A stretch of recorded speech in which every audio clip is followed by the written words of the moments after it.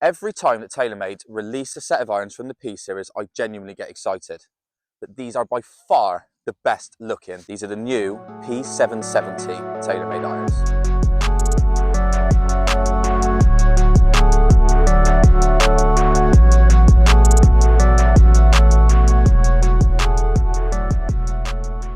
So I was genuinely really excited when these came, because I am in the market for changing my irons, going to that next level, which you've already done, haven't you?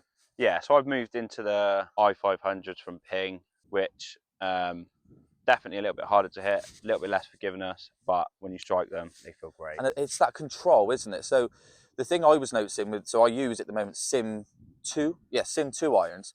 They go a really long way. They're very, very forgiving, Yeah, but it's holding the green. So all through summer, they're just massive distance and forgiveness irons, aren't yeah, they? and the spin was really low. So I really wanted to try and go to that next level, and I thought these are going to be perfect. And then when I read the spec sheet, remember I was saying to you it had that FLTDCG. Basically means in the lower irons, the center of gravity is right down towards the bottom just to produce power, speed. But then as you go through the set, the center of gravity gets higher. So then from every club up, it gets more and more spinny, more and more controlling. Yeah.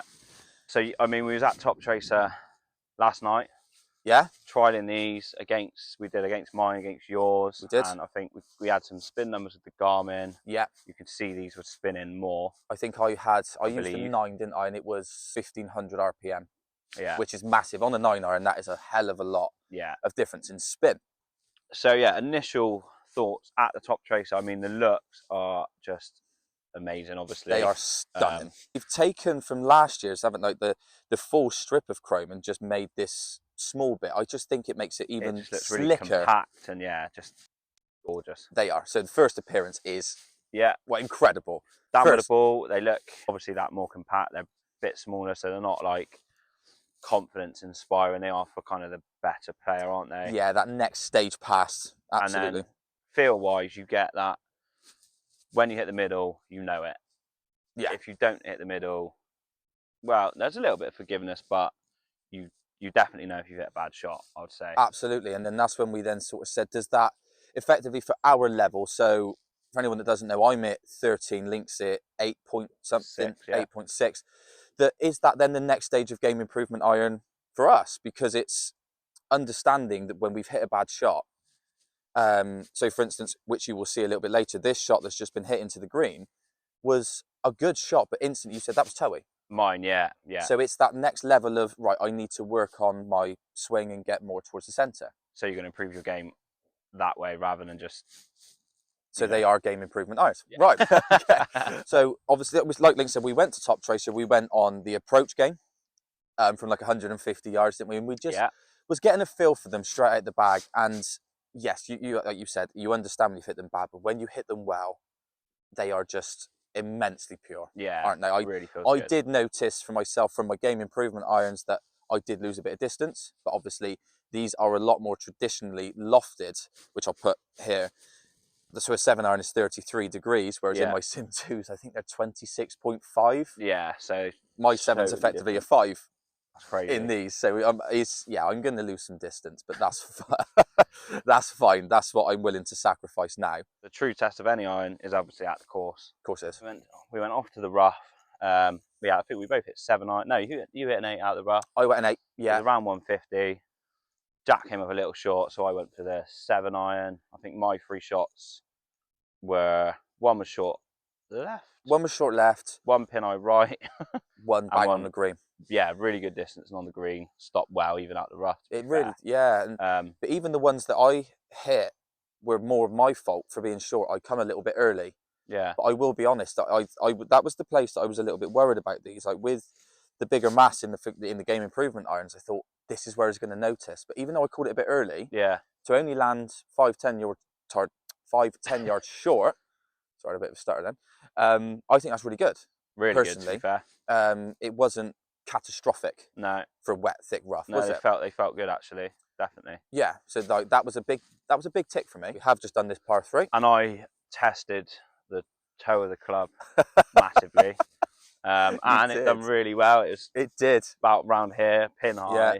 which obviously will be on the screen now anyway. And I literally nearly missed the ball. So You did. You really come off the there edge is of a it, little didn't bit you? of forgiveness there still, obviously. It was in the longer irons that I start to notice the compact face more. So, for instance, that's like a 7 iron. If I had that behind the ball, that doesn't look massively different to mine, except for the back of the club is a little bit thinner. The top line's a bit thinner. And the same then all the way up to pitching wedge. I don't notice how compact they are. It's when you get down to the longer irons, that's when I notice it. The 4 iron, yeah, looks a lot smaller. But with regards to the par 3 shots, it was exactly what I was looking for. It was exactly what the Garmin number showed me. It landed, it stopped, it came back. Yeah. Again, big tick for me. Yeah. In that side of things. That more control. Yeah. Yeah. Should we go? I think we've got a par 4 next. Should we go and hit some approach shots? I'm not going to bore you with all the technical data. And for live pricing, all of the spec, click the link in the description and you will have up-to-date pricing and all of the details you want. The 7 iron. Approach shots. Approach shots, we're at 155, slightly into it. Probably paying about 160. So with these lots, Going 7? 7. Couple of balls each. Just pin. Come on then, mate. I get a nice swing on.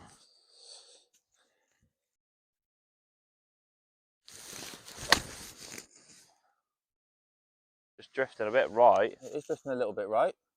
It's on. Front edge. Front edge, mate. True. Number 2, I need to hit it a bit harder or get a 6 iron. So try that again. Go for a little draw in there maybe.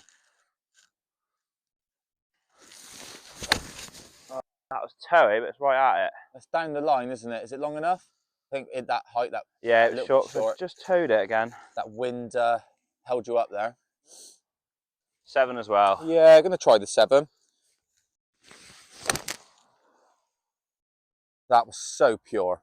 I did, yeah, that looked really like a nice flight, that one. Yeah, we're on. Right side.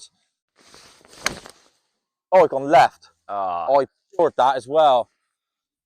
just left of it. Yeah, I think it has landed like pin high, but it might have just kicked in the bush. That felt ridiculous though. Right then, recap, mate. Summary. Summarise. 4 categories, and then the last question, 4, right, the okay. important one. First one for you, Lincoln. First one looks just 10, I reckon. I'm just going to give it a 10. Hunt Mate for me is 100%. There is nothing about them that could be better. Like, yeah. Performance. So, like, and is that everything as a whole? Everything combined, how you feel they perform on the course and everything. For me, personally, they didn't perform great. My swing's not great at the minute, so it's tough to say. But, like a 7, I think. That's really strange. Why? Because we haven't even spoke about this, but the number I had in my mind was 7. Forgiveness.